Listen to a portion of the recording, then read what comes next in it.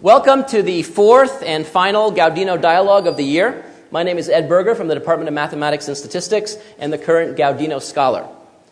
Robert Gaudino was a beloved professor of political science here at Williams College from 1955 until his untimely death in 1974. He was known for putting his students in uncomfortable situations and was a great proponent of experiential learning. The Gaudino Fund, started by some of his loyal former students, supports the scholars' projects, and this year and next we'll be focusing on an endeavor that transcends all human activity, the act of being creative. This Gaudino Dialogue series will bring back to campus some of our most interesting and successful alums and have them share with us how they have been creative in their professional lives, as well as confess the uncomfortable but requisite failures that they've experienced along the way. Tonight's event is sponsored by the Gaudino Fund and the President's Office. I want to thank President Shapiro for his support of this project and also acknowledge the fine work of my colleague, Carrie Green, who worked behind the scenes to make this event possible. Okay, well, let's get down to the fun, uncomfortable act of trying to make our guest feel uncomfortable. Through her deep commitment to social justice and her creative efforts, Deborah Robinson has enriched and improved the lives and living conditions of literally millions of people around the globe. Her passion for social justice must have been within her genes. Her parents refused to move from Deborah's childhood home of Watts, a poor inner city area of Los Angeles, even after her family had the means to leave. Instead, her parents were committed to live in that community and to fight to improve its conditions. In 1974, she decided to leave the West Coast and migrate to the Northeast for undergraduate studies and arrived at Williams. Sure, she was a JA, a member of the Gargoyle Honor Society, and even appeared in the Cap and Bells production of Guys and Dolls. But at Williams, Deborah also deepened her commitment to issues of justice, racial equality, and fighting prejudice. Her senior project in psychology was entitled Black Male and Female Undergraduate Attitudes About the Black Woman's Role, and it involved an intensive study of student views from 6 different colleges and universities around the country. Deborah's passion for increasing communication between African Americans and the peoples of Africa naturally led to her graduate studies at the University of Michigan, where she earned a PhD in social psychology. Since those early days, she has led and founded non-government organizations all over the world. She's worked in over 50 countries, has served as a consultant at the United Nations, has taught at Howard University, served as founder and executive director of International Possibilities Unlimited, and has addressed a long list of organizations from the World YWCA in Geneva, Switzerland, to the UN, to the World Bank. In recognition of her distinguished achievements in advancing global human rights, Williams College in 2001 awarded her its Bicentennial Medal. While Deborah was here at Williams in the late 1970s, a Nigerian master's student at the Center for Developmental Economics said of her, quote, "You are a builder of bridges between Africa and America. Don't ever stop." That was over 30 years ago, and she hasn't stopped yet. Please welcome our guest, Deborah Robinson. Deborah?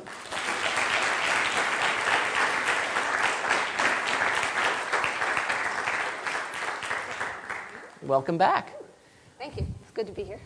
Now, you're always back on campus. You've been back how many times this year alone? Well, this year it's been 3 times. Three times. There have been other stretches. I haven't come back so frequently, but it's good to be back. So, why did you decide to come to Williams out of all the schools that were and are out there? Why how'd you pick Williams? Okay. I was hearing from various colleges and universities, but I'd always wanted to go to the East Coast. So I was thinking Wellesley. And not because I researched anything, I just heard of Wellesley and, I was thinking Wellesley. So I went to a tea, though. They had a tea. And maybe I would be... A Wellesley tea? Or? Yeah, okay. Yeah, where they invited people to come. In California or here? In California, okay. Yeah. And, maybe now I would be interested in a tea, but it just really seemed very cutesy and I said, oh my God, no. So actually, the way I got here is, getting things. And so at my school, a friend said, "Oh, well, who are you hearing from?" And William, this place, and Williams, And she said, "Oh, Williams is a very good school." So I said, "Oh, well, maybe I need to send this in." So I sent in the card to get more information. And I was really impressed by, I don't know if they still do it, but the Blacks at Williams booklet, that came. And I was very impressed with the, I don't know if they still have it, but the peer recommendation. And some people say, well, you could always get a friend to write something good about you, but I like that orientation because no one else seemed to have done it. Were there a lot of Blacks at Williams in 1974, 73? I wouldn't say a lot, although I don't think so it was there's a small lot booklet. It was a very small booklet. It was a small booklet, but it was interesting. I see. It was good. But what's really interesting is that I hadn't seen the school and I hadn't come up for an interview. And I went to a school. I went to public high school, 3,000 students, and it was hooked up with UCLA, wasn't it? No, that's elementary school. Elementary school, okay. So my mother and I flew to New York, and then we drove up, and we're coming around the bend here, and we turn the corner, and I see a sign, Williams College, and I think, oh my God, what have I? And the one street, Spring Street, I said, oh my God. So it wasn't Los Angeles. It wasn't Los Angeles. No. It was really a shock, I think. It was definitely a shock. So talk about a little bit of the culture shock. So you grew up in Los Angeles. Right. Were you around there during the Watts riots of '65? Mm-hmm. Tell us a little teeny bit about that, because most of the students here, weren't even alive then. And what that was like to be within its midst. Right. And let's see, 65, about 9 years old.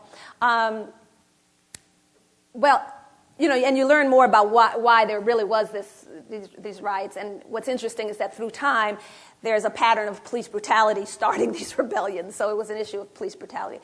But all we knew at 9 years old, just everything, and the store right around the corner from us, and it was just on fire. And two National Guards on every corner. And our elementary school had tanks and all this kind of stuff. But so it was wild. And we, at one point, when ShopRite was on fire, my mother said, okay, start putting things together because we're going to have to leave. So I think she said she did that just to keep us busy, but we didn't have to leave. But yeah, it was. How do you think that impacted? 9 years old, you're seeing your community literally on fire, and you're seeing tanks and so forth. What were you thinking? How do you think that? I don't know. I don't think, maybe I just don't remember. I remember being scared, and I remember, hearing the rumbling as the tanks are going past, on the next street over, and saying, how strange this is. But, I think it's only later when you see a pattern of this, and you know that this happened in other cities for different reasons, that you kind of look at kind of why. But and was it physically just loud, like at night? Were there sirens going 24 hours a day? And did you hear? Oh, well, see, there's still sirens going, and there's still helicopters going. So, there's still people getting shot, so, we're still having that. So that's one thing about being in Williamstown. It's so quiet, and there are no, we call them ghetto birds because of the helicopters, and with the lights and stuff. So, there are no ghetto birds, there's no stuff. But, people are still now being shot on our block, so it's... Now, you arrive at Williams. There's this culture shock, obviously, because the people aren't being shot as often. And what was it like to fit? There weren't a lot of women. Women were just brought in a couple years before you arrived. So how many women were here when you arrived in '74? I don't know, but I think there were... It was getting pretty even then, so I really didn't notice there weren't a lot of women. I was noticing... It's cold, it's in the middle of nowhere. I think the isolation more was an issue for me. And I'll tell this story. I think what was hard was my advisor, when you first come and they're going to advise you. Right, and faculty advisor. Faculty advisor. Yep.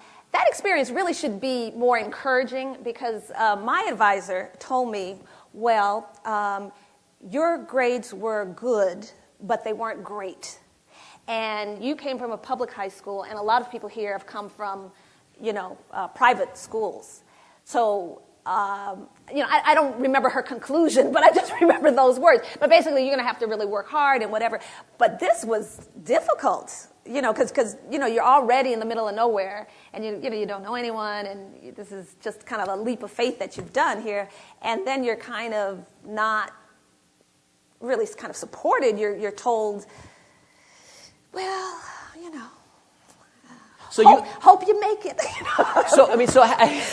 So how did you take that in? Do you take that in as saying, I made a big decision and I don't feel welcome here? Or do you say, damn it, I'm going to prove this professor wrong? Or, how did you react to that? Well, I think there's another part of my life where I was told something similar, and I reacted differently, and maybe I could go into that. But I think I really liked this person who was the faculty advisor, and we just really got along well. So it was kind of like a little shock. So it was kind of scary, and then, your first English paper that you get back, and it's all written, and you thought you wrote well, and so all this, it was just difficult. But I think you're younger when you're first coming to college, right? So in grad school, I did a lot of different things in grad school, and not just my PhD program. So my faculty advisor told me that I needed to be more serious, and there was a student in my cohort, Jeff Fong, who was the star of the cohort. He was doing everything right. He was he stayed at Institute for Social Research. He was there 24 hours a day. He was doing this. So my faculty advisor told me I needed to be more like Jeff Fong if I wanted to get out of this program. And by that time, I was more like, I'm going to do it my way. So I don't remember exactly what I told him, but basically what I felt was, you know what? I'm not going to be Jeff Fong. I have my own way of doing this, and I am going to finish the program, but I'm going to do it my way. So, do you think any of that kind of independence and moxie came from the experience at Williams, or you already had that and it wouldn't have mattered? No, I think it's a developmental thing, but I think at Williams, especially my senior year, I was loving my senior year. I went through the pits in sophomore year to really loving the senior year. And I think part of the senior year, and it's maybe part of that creativity, was when I came up with this idea to do the survey at different schools. The head of the Roper Research Center used to be housed here, and so the head of the center was just very supportive and just so encouraging. So that kind of encouragement I received. Also, I don't know why, I decided to bring up some speakers for a panel on mental health careers or something. So I brought up different speakers for the psychology department and kind of organized that. And so I was able to just do things, create things, and I got supported. So I think I knew in my social psychology program, I had this interest in international issues and working internationally. And I knew my professors couldn't help me, really, because they weren't doing that. Mm-hmm. So I had to find your own way of doing it. Mm-hmm. So let's talk just for 2 more seconds about Williams in terms of the culture of the campus at that time.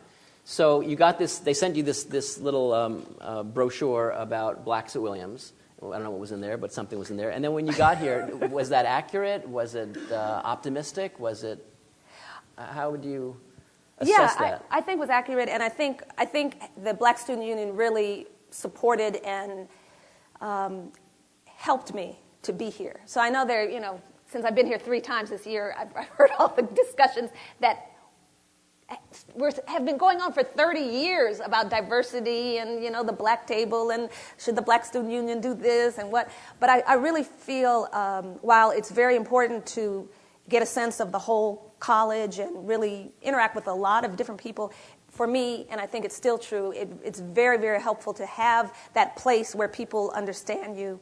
And so I think the BSU really was that for me. So the blacks at Williams really helped me. Great. Yeah.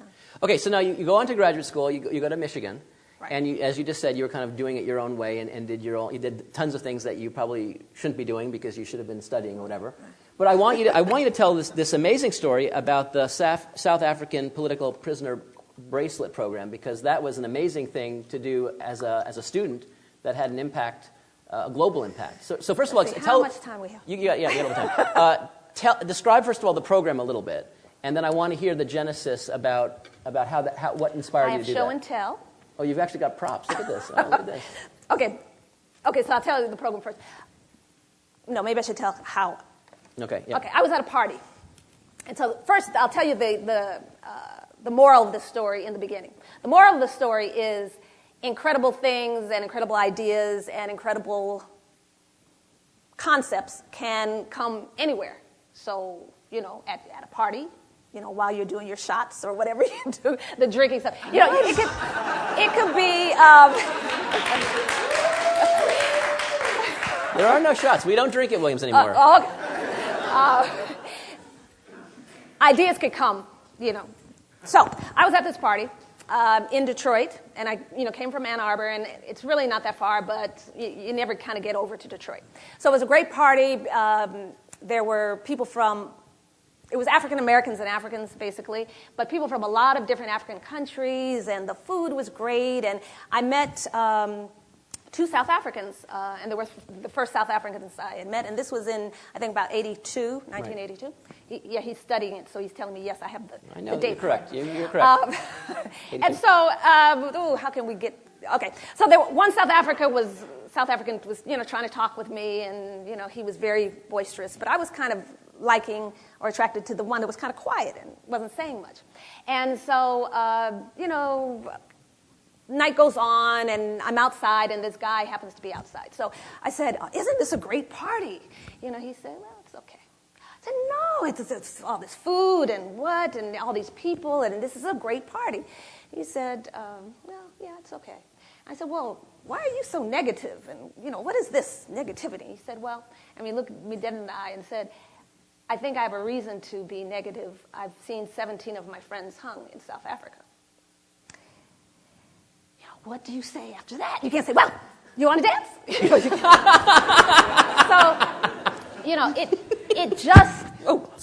It just really affected me. And so, I'm thinking about this, but I'm also thinking about this guy, because a lot of my stories, involve these guys. So, so this guy, and so while I'm leaving, I'm going to leave the party, and I drove by myself, so I'm leaving, and the one South African guy is still, just very, basically he was saying, I'm married, but it doesn't really matter, And the guy, the boisterous guy was married. Yes. Ah.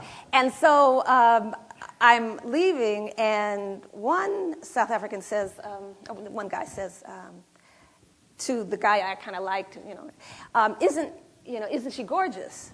And so the guy I liked took my hand and, kissed my hand and said, yes, she is. And so I said, ooh. So, on the way back, it's about an hour. This story is going somewhere. Yes. That you can share. And I did not end up with the guy. No, the serious part now is on the way back, I was thinking, what this guy said to me about 17 of his friends being hung in South Africa. I said, oh, my God. And, I had been involved somewhat in the anti-apartheid movement here, in 77, 78, but then very involved in when I was not doing my thesis or whatever in my graduate program. So I had worn a POW MIA bracelet in junior high school, 70, 71, for the Vietnam veterans missing in action prisoners of war. So I was thinking, well, what could we do? Because they're not prisoners of war. So this whole idea of the what can we do about political prisoners in South Africa? So I started thinking about this. So again, instead of doing my comps or whatever I was supposed to be doing, I'm kind of researching this idea to figure out, and I'm talking with a librarian to try to find out about that old POW MIA program, how they organized it. And it just seemed, though, at that time with the anti-apartheid movement, it wasn't the right time for it. So I kind of let it go because, how are you going to get people to wear bracelets if there's not enough public sentiment? But in the fall of 1984, so like 2 years later, there were rent strikes in South Africa. Bishop Tutu won the Nobel Peace Prize, and there were sit-ins around Thanksgiving at the South African embassy. Randall Robinson, Mary Frances Berry, 4 people sat in. And it just came, I said, okay, this is it. So I stayed up in Ann Arbor that Christmas, really getting this program together. Where do you go to get brass and get it stamped with the names, and how do you get the information? So there's the prisoner's name on the So the prisoners serving life bracelet. sentence were on the bracelet. You get biographical information, because the other thing was that the anti-apartheid movement, how can we make it more personal?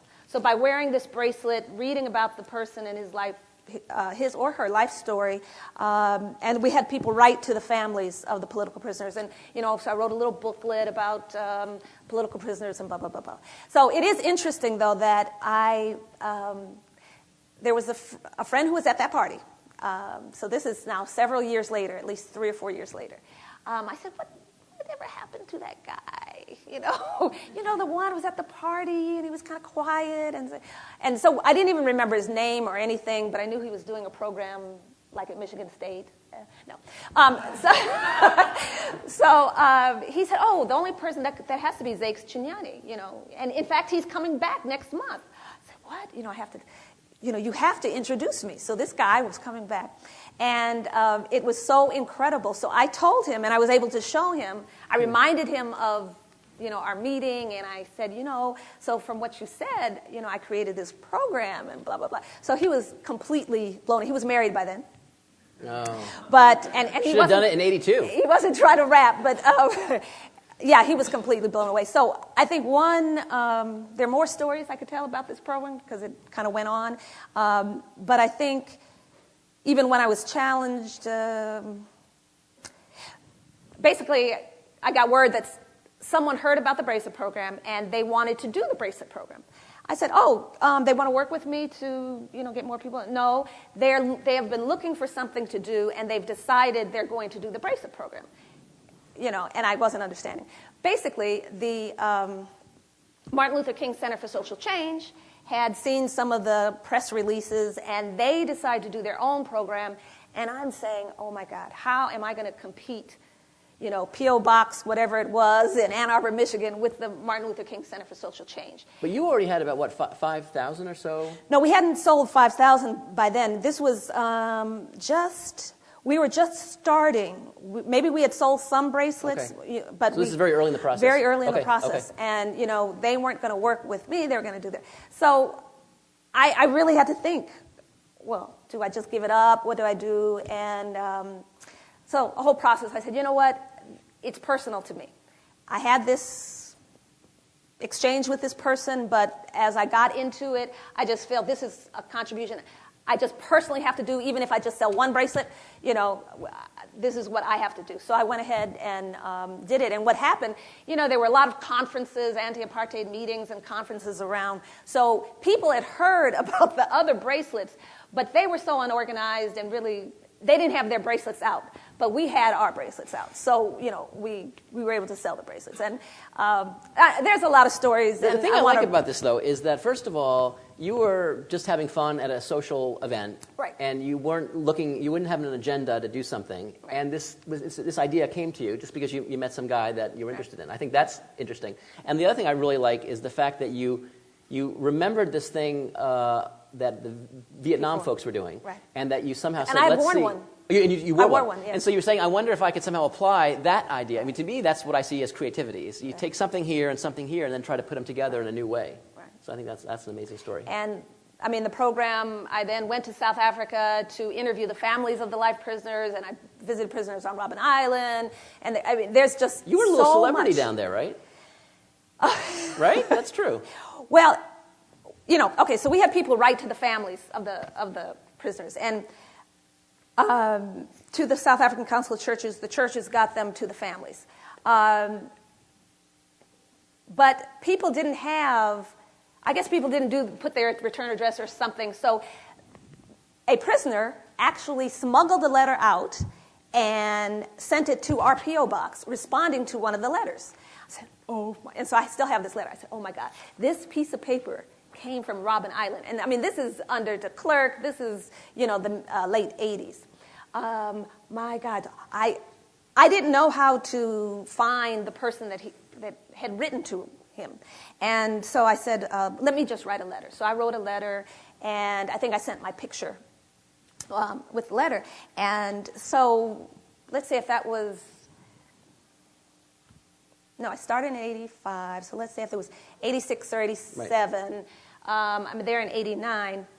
And then I went back in 1990 because more prisoners were being released. Yeah. So Cowley House in Cape Town is where they used to have the families who were going to go visit prisoners on Robben Island stay. So I stayed at Collie House, and some prisoners had been released, and they were going to do a sightseeing tour. So I went with them, and so I'm sitting next to this guy, and I said, I'm Debbie Robinson, and I think in my picture I had braids, and then I had my hair back, in a bun, and I was telling him about this bracelet program, and he looked at me and kind of looked at my hair, and he said, "Are you Debbie Robinson, the bracelet, did you send a picture?" And I said, "Yeah." He said, "Oh, so-and-so, this is Debbie Robinson." I found out my picture went all over Robben Island, All the prisoners saw it. All the prisoners saw it. There's something. And it was so other times when I'm meeting former prisoners, "Oh, you are that person." So, yeah. You were a celebrity.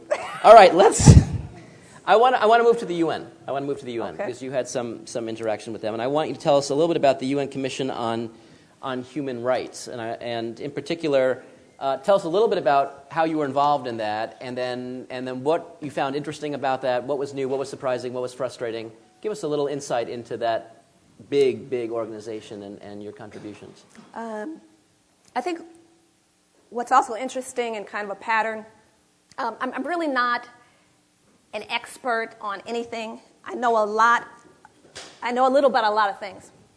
And so when we started this program on racism as a violation of human rights in the United States and doing these hearings, I didn't know anything about human rights. And when we were working with the churches here, they had racial justice desks that dealt domestically and human rights desks that dealt internationally. But, there couldn't be any human rights violations in the United States.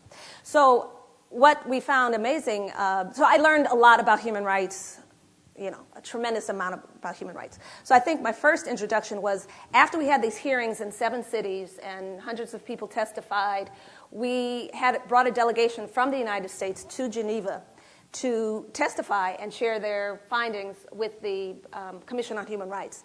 At the same time, the Commission had designated a special rapporteur on racism who had been visiting countries, and he happened to be in the United States the same time we were doing our hearings. So the special rapporteur on racism was giving a report on racism as a violation of human rights in the United States, and then our delegation was as well. I think what I found very interesting was and I think Americans would be shocked, how the U.S. put itself up as the model of human rights to the world, and no one really knew what are some of the real issues in the United States. Because the U.S., since in the U.S. we aren't really thinking human rights issues domestically, groups here, advocacy groups here, we're not going so much to the UN. There were a few, but not as many as should be there. And this Commission on Human Rights, hundreds of NGOs from around the world participate, in this. Non-governmental organizations. Non-governmental organizations. Right. So I think, the first thing shocked to me was the image the U.S. was portraying, and everyone believed it, and the lack of groups from the U.S. going. So part of what I was doing with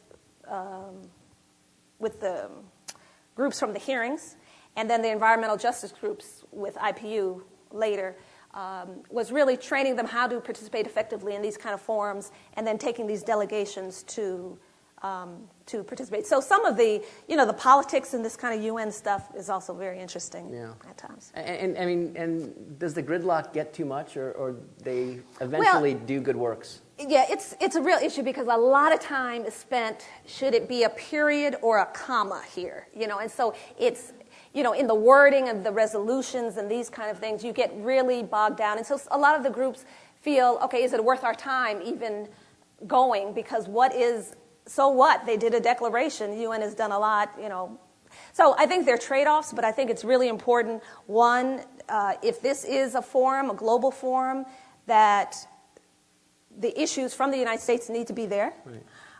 I think by taking some of the environmental justice groups that we took there, they were able to get more action when they came to Geneva to testify on environmental racism than all, the work they were doing. So it's very important to do the local work on the ground, but we were taking people from Narco, Louisiana. Well, we were working in Louisiana, so we were taking people from Cancer Alley to really talk about environmental racism. And, the State Department went ballistic. Who are these people? What do they want?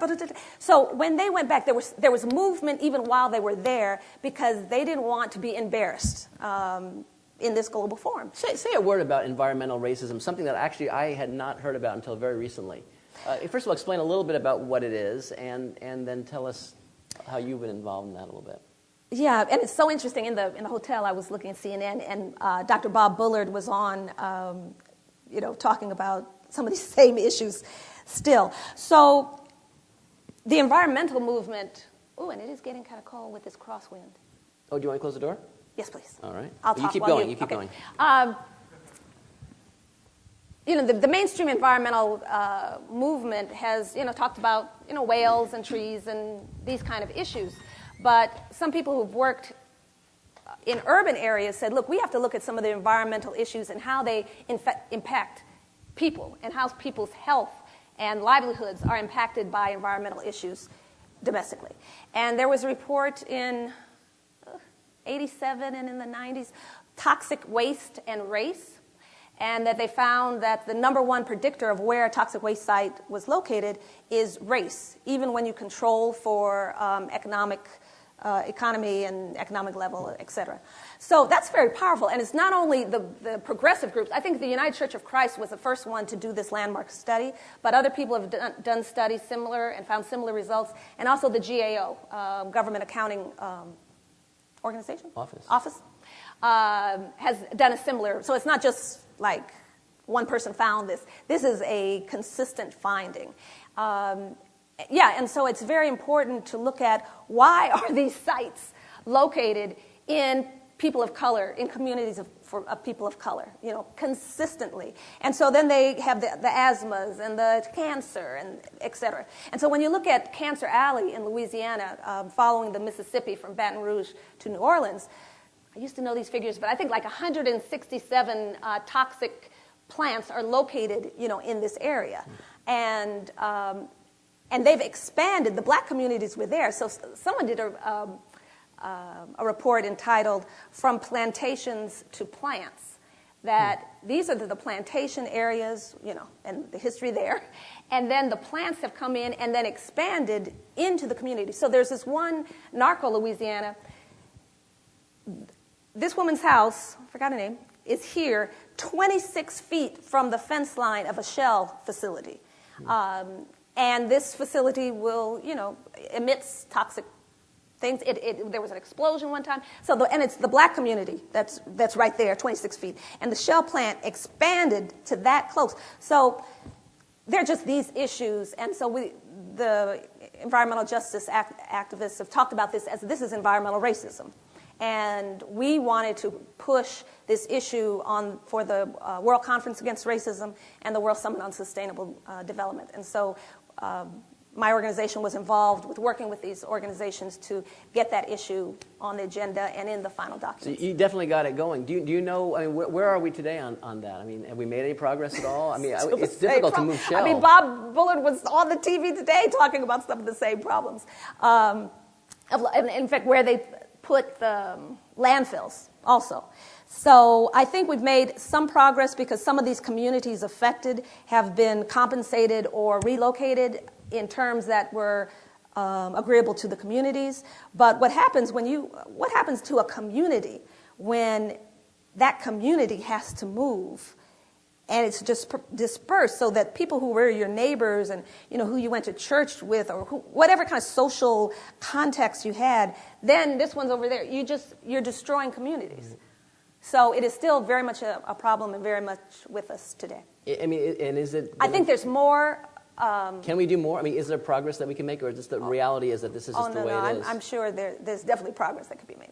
But they're tough choices, and it's more expensive, maybe. It's very expensive, and to move these big companies is almost impossible, right? So that's the problem. Let's talk a little bit. You mentioned IPU, International Possibilities Unlimited, which is an organization that you started, you founded, and you directed for about 8 years or so. Talk a little bit about that. I mean, I guess it got started with the bracelets, right? In a way. I mean, you were kind of a one-person show for a while. Yeah. So talk about the organization and how you got that started, how you get things funded. I mean, starting from zero. I mean, you know. How long do we have? We've got a few minutes. Well, so the first iteration of IPU, International Possibilities Unlimited, was the bracelet program, and that was just it was an organization. I mean, it wasn't a real structure. We did have a board. At the beginning, it was just you. Well, to incorporate, we did have 3 people who incorporated the organization. It was me initially, but I got other students involved, so there was always other students involved, you know, with the bracelet program.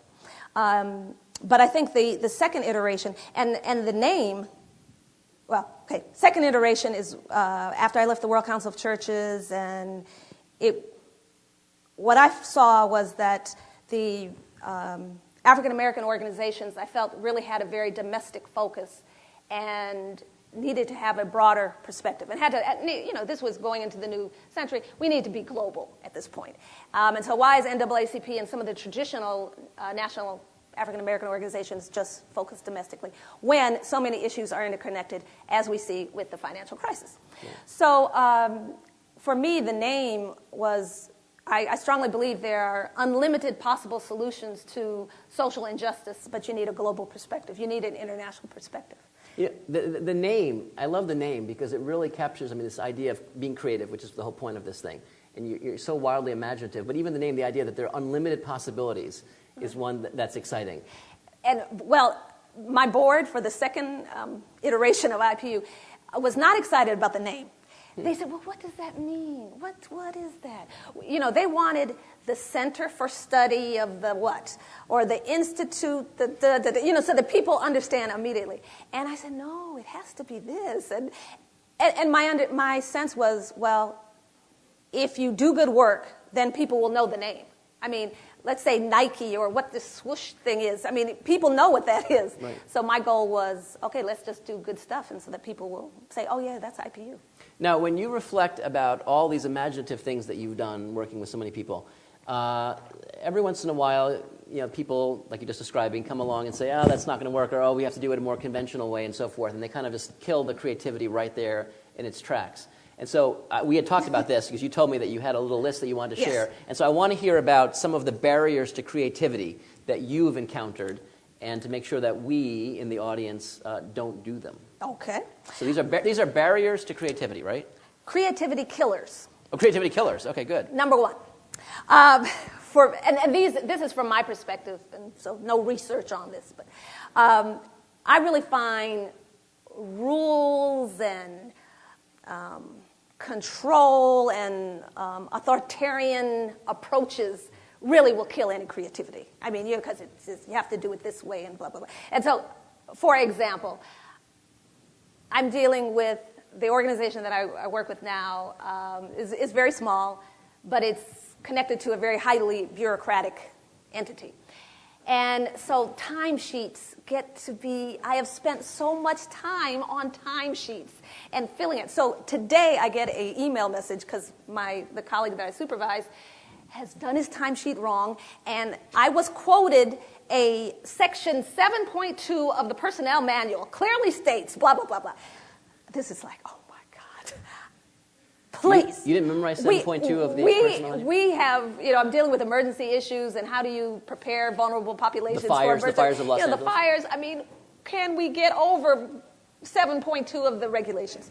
You know, and so the whole issue of trying to control creativity, you can't control creativity. I think negativity is a killer. No, you can't do it. Instead of, yes, let's find a way, but just like no, and I'm a more optimistic person, so maybe I just don't deal well with negativity, that's the kind of thing. Well, I had 5, but this is maybe a sub-point. I think the other thing that... Okay, no, I'll save that. Fear. Fear is a killer of creativity. fear of the unknown, fear of like, oh, wow, well, we've never done it this way. We've always done it this way. I don't know if we could do it that way. Just fear of trying is a problem. I think insecurity in the sense of something that I've experienced many times, like if you don't have your basic needs met, or you don't have finances, or you don't have a way to eat, you can't be very creative. Or, well, sometimes you have to be creative to figure out how you're going to eat, right. But maybe you can't think of some of the larger issues. So I think, and I have many times been dealing with, okay, well, I have no money. What are we going to do here? So that kind of not having these basic needs met kills creativity. And then, and maybe this is kind of the control, but recently my board said, oh, we have to rein in the staff. And so this concept of reining in and control again, give me a break. So, okay, yeah, we'll do it this way. But again, you have to be able to facilitate and encourage creativity. So some of the facilitators, one is this kind of encouragement issue.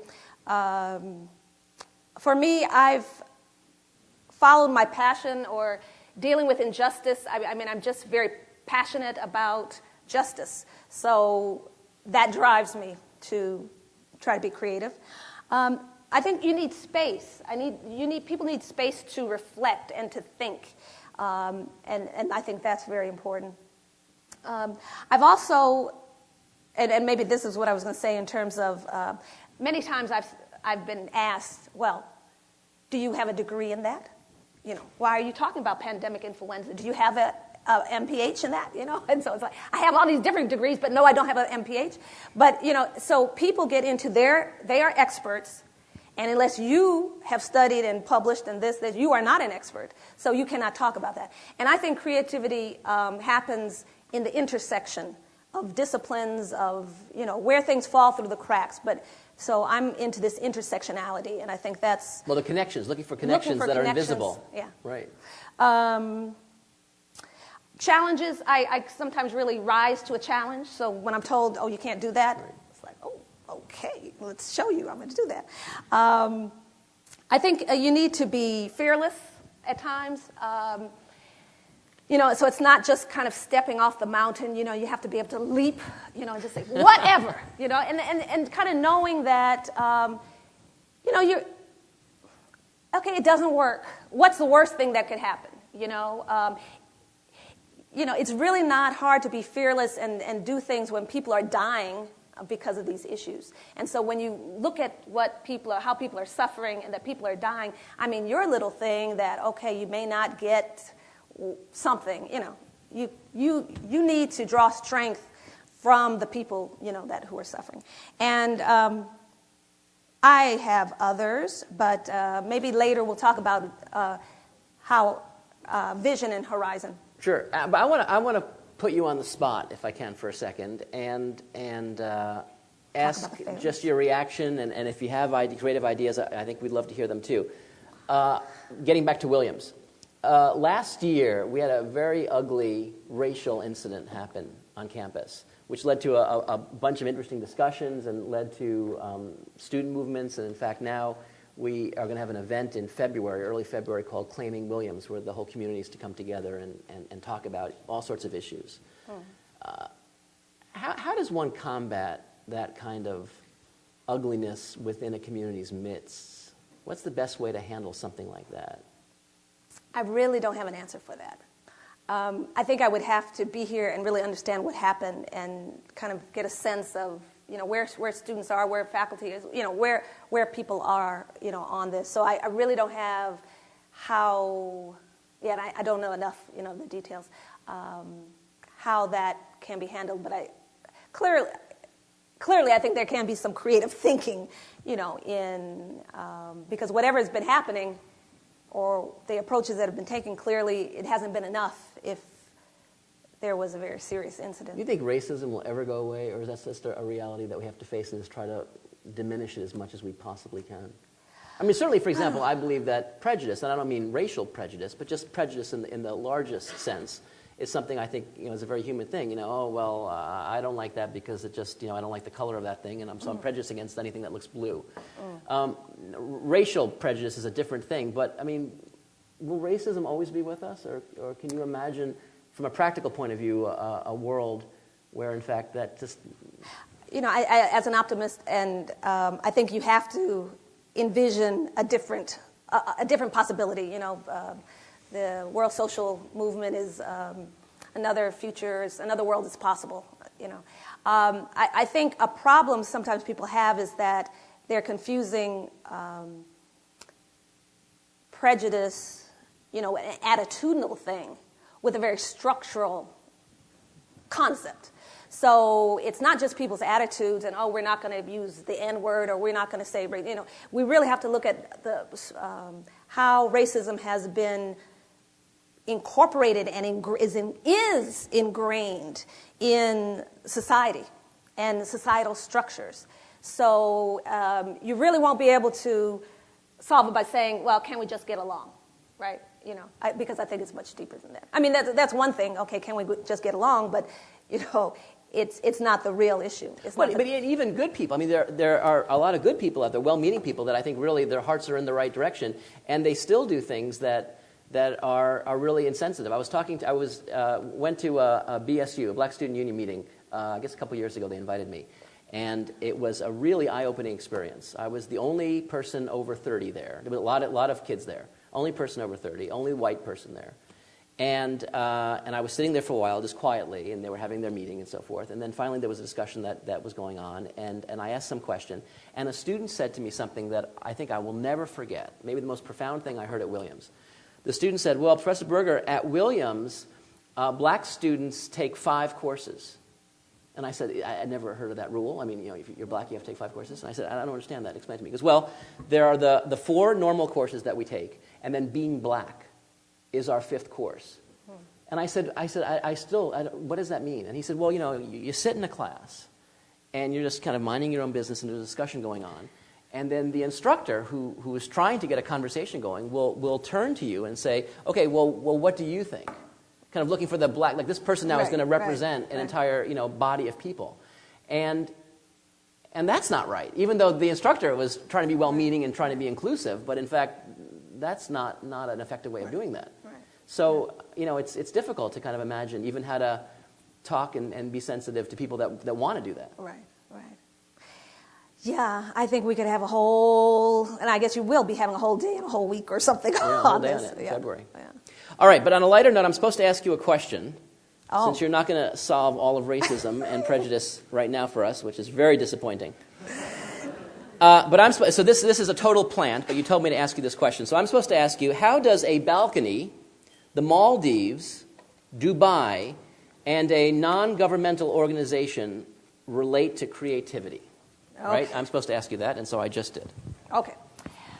So each one of these is a story, and hopefully it's an interesting story for you. Okay, I was visiting a guy. Yeah. I don't know if this is kind of the image I want. There is a pattern. Do you see the pattern? So, anyone from Washington, D.C.? One? David. Oh, okay. David. So this was, maybe at least 10 years ago. I understand there's a lot of building up, especially in Southeast, but this is in Southeast. And which is a kind of a neglected area. But I was with this friend. It was kind of in a tall building. So then we go out on the balcony. And he had said before that he was never move. He likes this apartment. He'll never move. And when I went on the balcony, and he has the most incredible view from the Capitol. It's an incredible view that, at that time, this was a depressed area, and no one wanted to live there, but this is hot property. And so this view. So I wrote this thing after, because ode to, I forgot his name, balcony, ode to somebody's balcony, because it really made me think of perspective and vision. And what is it to, let's say, live in a place where maybe 5 feet from you, all you see is a brick wall, right? or maybe like you're in a tall building, but you're on the lower floor, so you're just seeing the playground or whatever's right there, versus on a higher level, and you're seeing this, view. And this guy had such an incredible view, and I said, don't ever move from this place. And so I think it really says something about vision. We have to move from, and creativity, move from this perspective here to look up, to look out, and be more expansive. How do you be more expansive? And I'm sure people have done some research looking at the effect of where one lives, like on creativity or vision, because I really think are you looking at trash, or are you looking at the rolling hills? Are you in Williamstown looking at some rolling hills and some water going by? I mean, I felt something on that balcony. So that's one story about vision. The second story is an NGO. While I was doing IPU, I heard about this organization in Boston, New Profit. And what I heard was that it was an NGO, and they chose certain NGOs to give them maybe $3 million, or at least $1 million worth of services and funds to help them grow. And I'm saying, gosh, what organization could, when you're in a small nonprofit, what organization couldn't grow with $1 million or $3 million? So I said to my board chair, we really need to go talk to these people.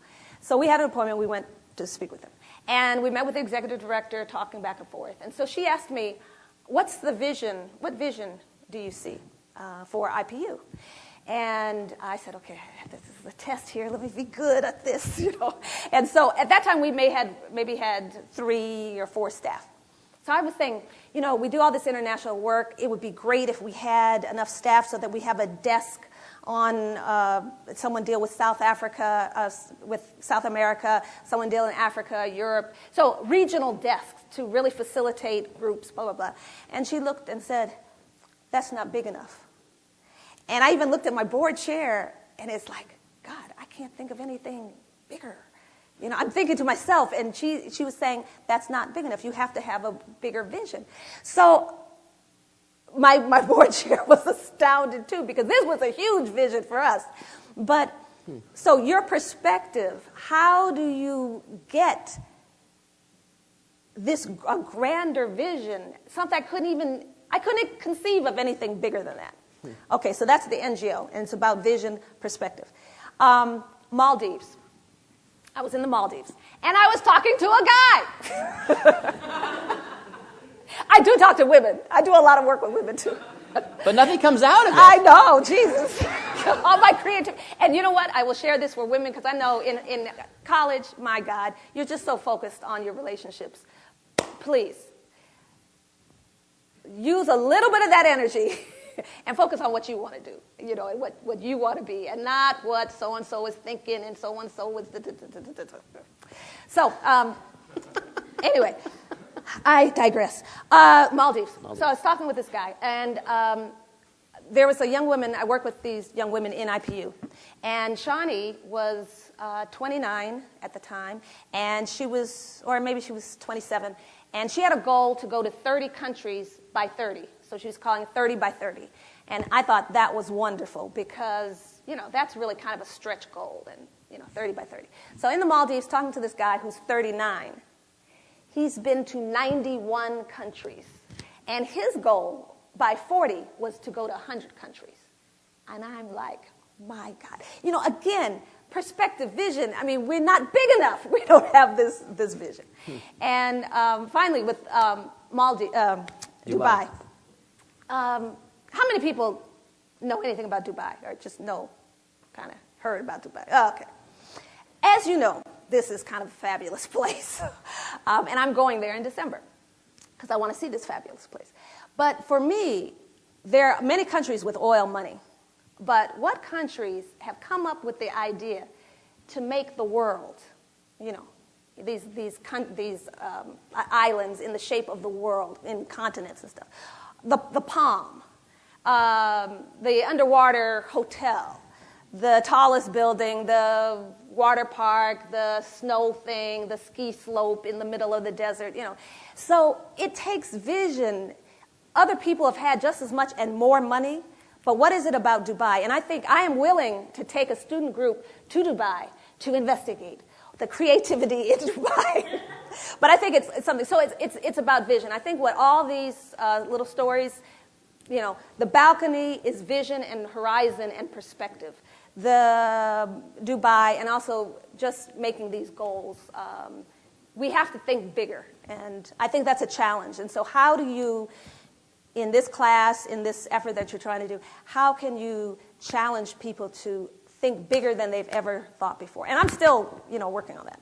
Oh, that's a fantastic life lesson, and maybe that's the one you want to stick with. But I want to ask you one last question, which is, as you look back on what you've done so far, which has been enormous, and then you think way back to your days at Williams. Knowing what you know now, what would you say, and maybe it's vision, but maybe it's something else, what would you say to the current students that you wish you knew then that would have served you well now? Oh, I have so much. For me, a couple things. One, and maybe it's perspective and vision. I felt very isolated here, and we complained, and I don't know if if people are more isolated or there are more buses that come through, or, I don't know. But it was just very isolating to me. But I found that I added to my own isolation because I didn't do enough of the things that were out there to do. So I think if I were to do it differently, and maybe I didn't enjoy, now I would enjoy hiking. Maybe I wasn't into hiking then. I admit I was here 4 years and didn't even touch a ski slope.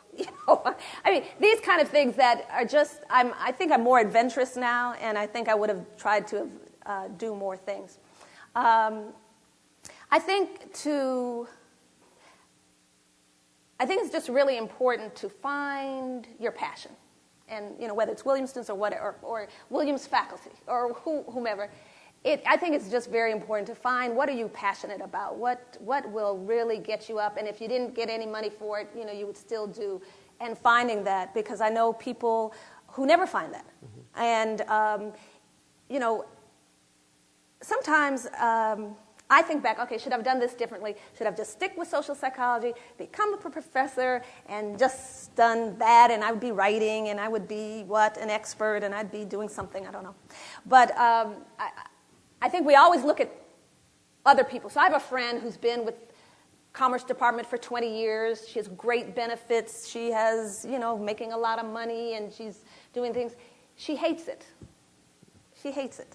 And she's hated it for a long time. And she's looked at some of the stuff that I've done. Oh, but it's so exciting, and this and this. So there are trade-offs, I think, in anything that you do. So this is not glamorous. Maybe I've been talking all these stories, but we haven't talked about the real difficulty in doing these things. And then sometimes just feeling, wow, but what am I? What do I do? What is the thread here? So I think, one, try to do as much as you can. Two, definitely travel as much as you can. I think, is there a language requirement? No. Even without a language requirement, I think in this day and age, it's just so, and I wish I would have continued my French. And so I'm trying to be this big international person, and I'm not fluent in any other language. I think take a language and really just expand the horizon. And so I have, I met with the students earlier, and I was talking about some of my goals. But I do have I thought of another really audacious goal. So I'm sorry Morty's not here, but maybe President Chandler and the other faculty that are here can relay. My big, audacious, oh my God, goal would be if I came back to Williams as vice president for imagination, creativity, and experiential learning. Nice. I love it. You're a true inspiration, Deborah. Thank you. Deborah Robinson. That's great. That's really great. Thank you. We can get you that job.